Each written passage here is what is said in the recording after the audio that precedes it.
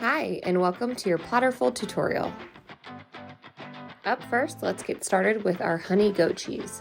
This one's going to be pretty simple. We are going to take it out of the wrapper, and then we are going to turn it into some goat cheese balls. So go ahead, take it out of the wrapper, and we'll get started. Go ahead and grab a pinch of the goat cheese log and start rolling it into a ball. I do end up with 5 balls at the end, so go ahead and try and portion it out as you grab pinches off of the log to create your balls to do just that. Get around 4 or 5 balls.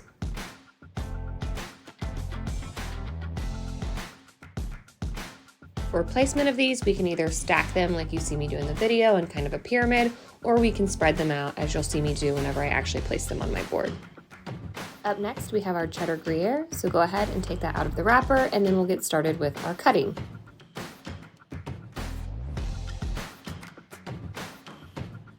For this one, we're first going to cut it in half, and then we are going to slice it into nice sized rectangles.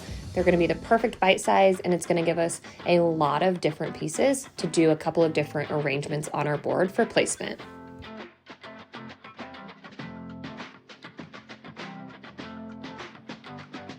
First placement for the cheddar is going to be a nice little overlapping fan. So as you'll see me do in the video, I just kind of lay them over each other and have them cascading down. And then the second placement is going to be a little bit more of a zigzag. So one going up, one going down, just like you see me do in the video for the remainder of the pieces. Lastly, for our large kits, we have our herbed Havarti. So go ahead and take that out of the wrapper, and then we will get started on cutting this one. For this one, we are going to start by cutting the rectangle in half diagonally to create 2 separate wedges. With the 2 wedges, we are going to then slice them. So slice them into about 4 slices each. For the first set of 4, I take them and create this more of a spiky pattern. And for the second wedge pieces, I turn it into more of what I would use for manchego and create this back and forth, more like a zigzag similar to the cheddar.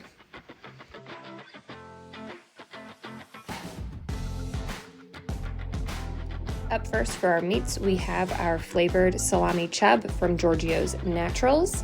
So for this one, there is the obvious paper wrapping, and then there's also a plastic wrapping on the inside. So take it out of both of those. There is an additional casing on the outside of the chub, which we will also remove first. So for that, we're going to cut off, I like to cut off the tip of the chub just so it gives me a little bit of room to work with getting under that outer casing to then remove it fully from the chub before I slice it.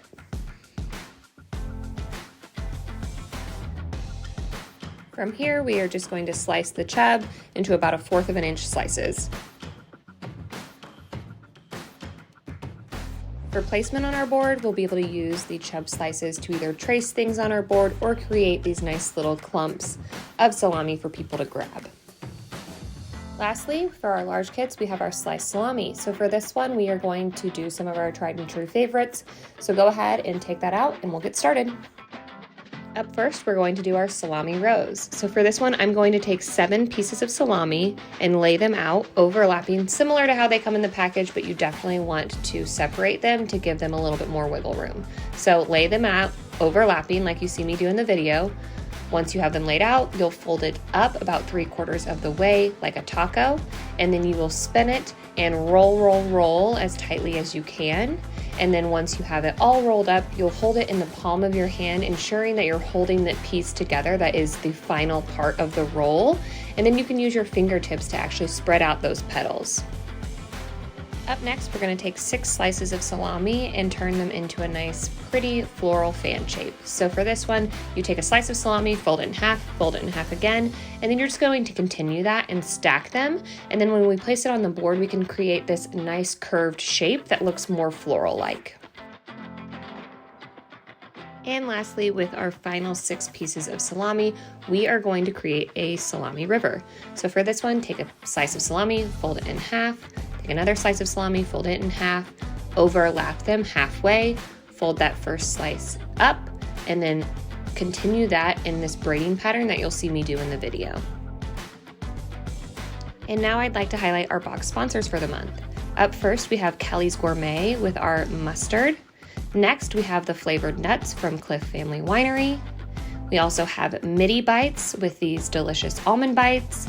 And lastly, we have our salami chub from Giorgio's Naturals. And now you can watch me build the standard board. If you got the large kit, go ahead and fast forward and you can watch the build of the large board. Hope you guys enjoy.